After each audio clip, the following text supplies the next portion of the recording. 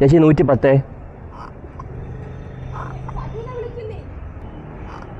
110 ഓട്ടിക്കുന്ന last വണ്ടി ഒരു പക്ഷേ RC 390 BS3 ആയിരിക്കും. കാരണം ഈ ബിഗിനർ ബൈക്കാണ്, അല്ലാത്ത ബൈക്ക് അങ്ങനെയൊന്ന് കാറ്റഗറൈസ് ചെയ്യുന്നത് ബേസിക്കലി എനിക്ക് താല്പര്യമില്ലാത്തൊരു കാര്യമാണ്. കാരണം അതൊക്കെ എടുക്കുന്ന ആൾക്കാരുടെ ഒരു മൈൻഡ് സെറ്റ് കണക്കിരിക്കും. ചന്തയില്ലാത്തവനൊന്ന് തെറ്റിക്കാതെ വിളിക്കാൻ പറ്റും. രണ്ടുപേരെ ഞാൻ ലൈഫിൽ കണ്ടിട്ടുള്ളൂ. ഒന്ന് ഇവനും ഒന്ന് ഇതിൻ്റെ ഓരോ പാർട്സിനും നിങ്ങൾക്ക് ഫീൽ ചെയ്യാൻ പറ്റും. ഇത് ഡ്യൂപ്ലിക്കേറ്റ് വൈസറാണ്, പക്ഷേ ഒറിജിനൽ വൈസർ നല്ല ക്വാളിറ്റി ഉള്ളതാണ്. ഇത് എത്ര BHP ആണ്? നിനക്ക് ഒന്നും അറിഞ്ഞുകൂടിയതിനെ പറ്റി. കൈസ് നമുക്കിന്ന് റിവ്യൂനുള്ളത് RC 390 BS3 ദ പവർ മോൺസ്റ്ററാണ്. നമ്മൾ മെയിനായിട്ട് ഡിസ്കസ് ചെയ്യാൻ പോകുന്നത് 2024 390 എടുക്കണോ വേണ്ടെന്നുള്ളതാണ്.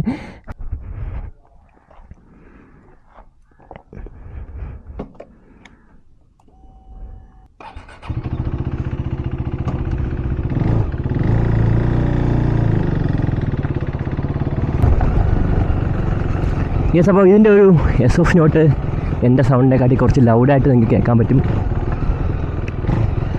ഒരു കാര്യം മനസ്സിലായി, ഇതിൻ്റെ ബാക്ക് ബ്രേക്ക് ഒട്ടുമില്ല. മൈലേയും കാര്യങ്ങൾ ഒരു 18-20 ആ റേഞ്ചിൽ മാത്രമേ കിട്ടൂ. മൈലേന്ന് നോക്കി വണ്ടി എടുക്കാൻ വേണ്ടി നിൽക്കരുത്. പവർ ഫിഗേഴ്സൊക്കെ ഇപ്പോൾ നിങ്ങൾക്ക് ഞാൻ കൈ കൊടുക്കുമ്പോൾ തന്നെ അറിയാൻ പറ്റും. വണ്ടി എന്നെ വലിച്ചയച്ചുകൊണ്ടാണ് പോകുന്നത്. BS4 വരണമെങ്കിൽ കുറച്ചുകൂടെ റിഫൈൻഡ് ആയിട്ടുള്ള എൻജിൻ കിട്ടും. പിന്നെ ഇതിൻ്റെ ബ്രേക്ക് എനിക്ക് പേഴ്സണലി അത്ര ഇഷ്ടപ്പെട്ടിട്ടില്ല. പിന്നെ പവർ ഫിഗേഴ്സിലോടൊന്നും ഞാൻ കിടക്കുന്നില്ല, കാരണം അതൊക്കെ ഒരുപാട് പേര് പറഞ്ഞ് അങ്ങനത്തെ അറ്റത്തെത്തിച്ച വണ്ടിയാണ്. കാരണം അമ്മാതിരി നിങ്ങൾ യൂട്യൂബൊക്കെ നോക്കിയാലും ഇതിനെ പറ്റിയുള്ള റിവ്യൂസും കാര്യങ്ങളൊക്കെ നിങ്ങൾക്ക് ഒരുപാട് കാണാൻ പറ്റും. പിന്നെ എനിക്കിത് നല്ല കംഫർട്ടാണ് ഓടിക്കാൻ വേണ്ടി. എൻ്റെ ഒരു ഡ്രീം ബൈക്കാണ് RC 390. പക്ഷേ ഫണ്ടില്ലാത്തതുകൊണ്ട് ഉള്ള വണ്ടി വെച്ചിട്ട് നമ്മളിപ്പോൾ അഡ്ജസ്റ്റ് ചെയ്ത് പോവുകയാണ് ചെയ്യുന്നത്. എനിക്കൊരു RC 200 എടുക്കണമെന്നായിരുന്നു ആ ഒരു ആഗ്രഹം. ഈ ഒരു 390 ഓടിച്ചപ്പോൾ എനിക്ക് മാറിയിട്ടുണ്ട്. കാരണം എൻ്റെ ഇപ്പോൾ കറൻലി ഉള്ളത് ഒരു 200cc ബൈക്കാണ്. അപ്പോൾ ഇനി എടുക്കുന്നെങ്കിൽ ഒന്ന് അപ്ഗ്രേഡ് ചെയ്ത് 390 എടുക്കണമെന്നൊക്കെ ഉണ്ട്. പക്ഷെ ഒരു രൂപ പോലും കയ്യിലില്ല, വെറും ആഗ്രഹം മാത്രം. പിന്നെ ഈ ഒരു വണ്ടി ഞാൻ നിങ്ങൾക്ക് സൈഡിലോട്ട് ജസ്റ്റ് ഒതുക്കിയിട്ട് ഒന്ന് കാണിച്ചു തരാം.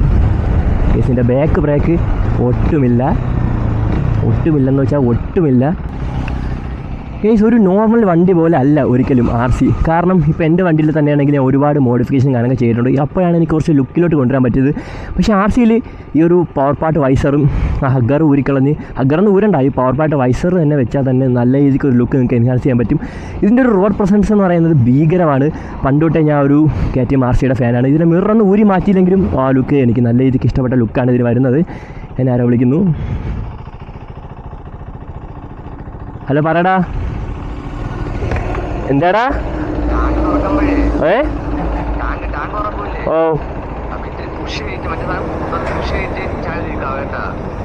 എന്തേലും അടപ്പല്ലേ?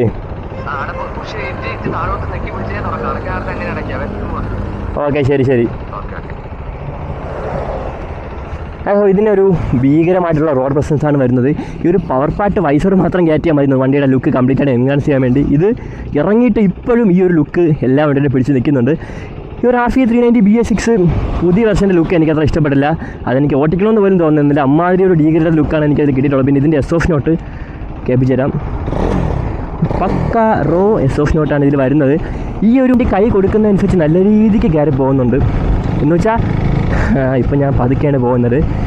അപ്പോൾ RC 390 ഒരു ബിഗിനർ ബൈക്കാണെന്ന് വെച്ചാൽ വണ്ടി ഓടിക്കാൻ വേണമെങ്കിൽ അറിയാത്തവർക്ക് ഇതിലെടുത്ത് ഓടിച്ച് പഠിക്കാനൊക്കെ പറ്റും.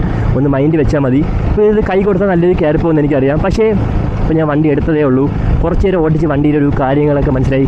എൻ്റെ ബോഡിയായിട്ട് സിങ്കാന് ശേഷം മാത്രമായിരിക്കും ഞാൻ കുറച്ചുകൂടെ സ്പീഡ് വണ്ടി കയറ്റുന്നത്. അല്ലാതെ ഒറ്റയടിക്ക് കയറ്റിക്കൊണ്ട് പോയി കഴിഞ്ഞാൽ നിങ്ങൾ ഓടിക്കുന്ന ലാസ്റ്റ് വണ്ടി ഒരു പക്ഷേ RC 390 BS3 ആയിരിക്കും. കാരണം 390 ഒന്നും അല്ല വണ്ടികളെ ഇതിൽ ഏറ്റവും ലാസ്റ്റ് നിൽക്കുന്ന വണ്ടി. അതിൻ്റെ മുകളിലോട്ടും വണ്ടികളുണ്ട്.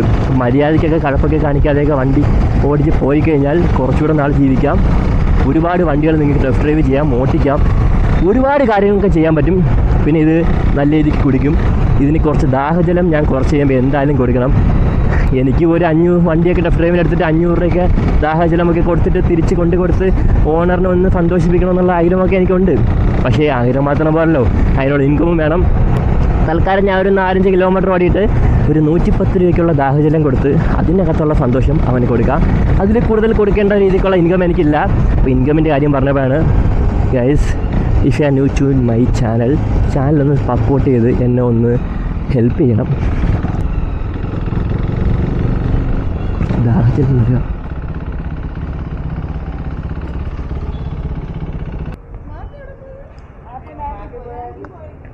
ചേച്ചി 110.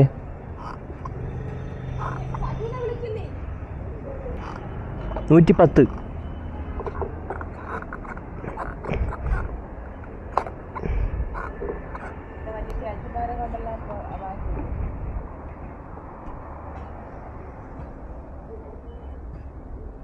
ചേച്ചി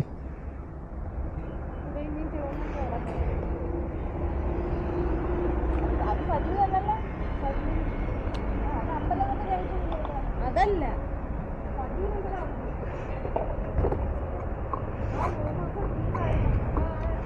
കേസ് ഈ ടാങ്കിൽ ചെറിയ രീതിക്ക് റെസ്റ്റിംഗ് കാര്യങ്ങളൊക്കെ ഉണ്ട്. അതൊരു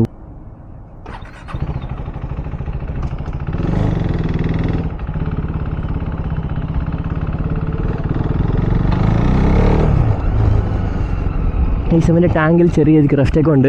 പിന്നെ ഇതുവനൊരു ആഗ്രഹത്തിൻ്റെ പുറത്തിട്ട വണ്ടിയാണ്. ഇതവൻ അങ്ങനെ ഒരുപാട് ഓടിക്കാറൊന്നുമില്ല. ഈ വണ്ടി എടുത്തതിന് ശേഷം അവ 1200 കിലോമീറ്റർ അങ്ങനെ മാത്രമാണ് ഈ ഒരു വർഷത്തിനിടയ്ക്ക് അവൻ ഓടിച്ചിട്ടുള്ളത്. ഒരു ആഗ്രഹം മൂത്തെടുത്തതാണ്.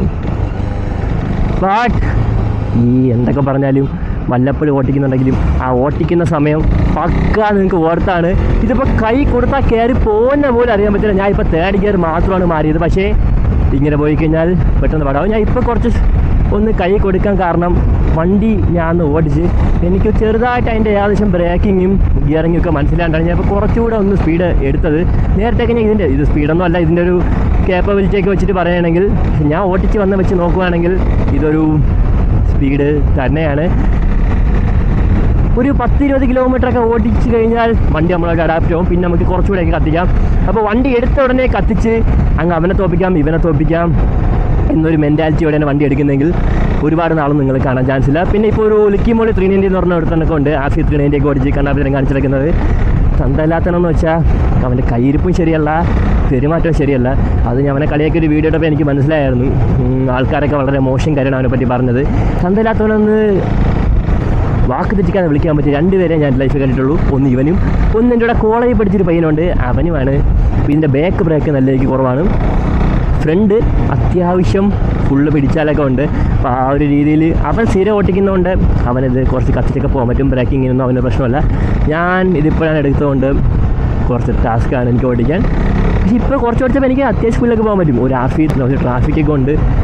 ഈ ഒരു BS4 എഡിഷനിലും BS6ലും കുറച്ചുകൂടെ ബെറ്റർ ബ്രേക്കിംഗ് എന്ന് വെച്ചാൽ ഇപ്പോൾ എൻ്റെ വണ്ടിയിൽ ഞാൻ ഒരു 70-80 പോകുന്നതിനെക്കാട്ടി സേഫ്റ്റിയാണ് ഈ ഒരു ആഫി 390 ഒരു 90-100 പോകും. കാരണം ഡ്യുവൽ ചാനൽ ABS ഉണ്ട്. എൻ്റെ വണ്ടിയാണെങ്കിൽ ABS ഒന്നും വരുന്നില്ല. അപ്പോൾ പവറിനനുസരിച്ച് പിടിച്ചു നിർത്തേണ്ട ബ്രേക്കിംഗ് വണ്ടിക്ക് എന്തായാലും ഉണ്ട്. ഇതിന് കുറച്ച് കുറവാണ് എന്തായാലും ഇവൻ്റെ വണ്ടിക്ക്. പിന്നെ BS3ക്ക് കൺസിഡറബിളി കുറവാണ്. പിന്നെ ഇതിൽ വേറൊരു ഇതുണ്ട്, ഇതിൻ്റെ ലെഫ്റ്റ് സൈഡ് ഹാൻഡിൽ നല്ല രീതിക്ക് വൈബ്രേഷൻ ഉണ്ട്. എന്ന് വെച്ചാൽ നല്ല രീതിക്ക് എനിക്ക് ഫീൽ ചെയ്യാൻ പറ്റും. ഞാൻ ഒരു പതുക്കെ പോകുമ്പോഴത്തേക്ക് എനിക്ക് നല്ല സ്പീഡിൽ പോകുമ്പോഴത്തേക്ക് കുറച്ച് കൈ കൊടുത്ത് പോയി കഴിഞ്ഞാൽ ആ ഒരു വൈബ്രേഷൻ നിങ്ങൾക്ക് അറിയാൻ പറ്റില്ല. അപ്പോൾ ഒരിക്കലും ഒരു വണ്ടിയും ബിഗിനർ ബൈക്കാണ് അല്ലാത്ത ബൈക്ക് അങ്ങനെയൊന്ന് കാറ്റഗറൈസ് ചെയ്യുന്നത് ബേസിക്കലി എനിക്ക് താല്പര്യമില്ലാത്തൊരു കാര്യമാണ്. കാരണം അതൊക്കെ എടുക്കുന്ന ആൾക്കാരുടെ ഒരു മൈൻഡ് സെറ്റ് കണക്കിരിക്കും. വണ്ടി എടുത്ത ഉടനെ എടുത്തോ പിടിച്ചോ എന്ന് പറഞ്ഞാൽ കൈ കൊടുത്ത് കയറി പോകാനാണ് നിൽക്കുന്നതെങ്കിൽ അവന്മാർക്ക് എല്ലാ വണ്ടിയും ഒരു ബിഗിനർ ബൈക്ക് തന്നെയായിരിക്കും. അല്ലാതെ വണ്ടി എടുത്തിട്ട് മര്യാദയ്ക്ക് ഓടിച്ച് വന്ന് ബോഡിയായിട്ടൊക്കെ അഡാപ്റ്റ് ചെയ്യാൻ ശേഷം സ്പീഡ് കൊടുത്തു കഴിഞ്ഞാൽ വലിയ രീതിക്ക് പ്രശ്നമൊന്നും വരുന്നില്ല. കാരണം ഈ ഒരു വണ്ടി തന്നെ എൻ്റെ ഫ്രണ്ടിൻ്റെ വണ്ടിയാണ്. അവൻ്റെ ഫസ്റ്റ് ബൈക്ക് BS3 ആഫി 390 ആണ്. അതിനു മുമ്പ് ചെറുതായിട്ട് സ്പ്ലെൻഡർ, പാഷൻ പ്രോ അതേപോലത്തെ വണ്ടികൾ മാത്രമേ ഓടിക്കലായിരുന്നു. ആ വണ്ടിയിൽ നിന്ന് അവൻ ഡയറക്റ്റ് അപ്ഗ്രേഡ് ഇതിലോട്ടാണ് പോയത്. അപ്പോൾ അതൊക്കെ ഓരോരുത്തരുടെ മൈൻഡ് സെറ്റാണ്. ഈ വണ്ടി എടുത്ത് വെച്ചാൽ ആക്സിഡൻറ്റ് പോലും ആയിട്ടില്ല, ഒരു തട്ടുമുട്ടൽ ഒന്നും ആയിട്ടില്ല. അതിൻ്റെ മെയിൻ കാരണം അവൻ വളരെ ലോ കിലോമീറ്റർ മാത്രമേ ഈ വണ്ടി ഓടിച്ചിട്ടുള്ളൂ. എങ്കിലും ആ ഒരു കിലോമീറ്റർ തന്നെ ഇതിൻ്റെ ഒരു പവർ വെച്ചിട്ട് ഒരു 2 ആക്സിഡൻ്റെങ്കിലും കഴിയേണ്ടതാണ്. പിന്നെ ഒരു BS3 ആഫി 390 നിങ്ങൾ സെക്കൻഡ് ഹാൻഡ് എടുക്കണമെന്ന് ചോദിച്ചാൽ ഞാൻ ഒരിക്കലും റെക്കമെൻഡ് ചെയ്യില്ല. കാരണം ഇതിൽ നല്ല രീതിക്ക് ഹീറ്റിംഗ് ഉണ്ട്. ഞാനിപ്പോൾ കുറച്ച് കിലോമീറ്റർ അതിൽ എൻ്റെ കാലിൽ ഷൂ ആണ് ഇട്ടേക്കുന്നത്. എങ്കിലും ആ ഷൂവിൻ്റെ ഗ്യാപ്പിൽ കൂടെ നല്ല രീതിക്ക് ഹീറ്റ് എൻ്റെ കാലിട്ടടിച്ച് കയറുന്നുണ്ട്. പിന്നെ 390 കുറച്ച് പഴയ വണ്ടിയാണ്. RCയുടെ ബിൽഡ് ക്വാളിറ്റിയിലും കാര്യങ്ങളിലൊന്നും കോംപ്രമൈസ് ചെയ്യില്ലെങ്കിലും ഇത് 2015 മോഡലോട് സംതിങ് ആണ്. അപ്പോൾ ഇത്രയും വർഷം പഴക്കമുണ്ട്, ഒരു 8 years ആയി പിടിച്ച്. അപ്പോൾ അതിനനുസരിച്ചുള്ള മെയിൻ്റനൻസ് നിങ്ങളെ വണ്ടിക്ക് ഉറപ്പായിട്ടും വരും.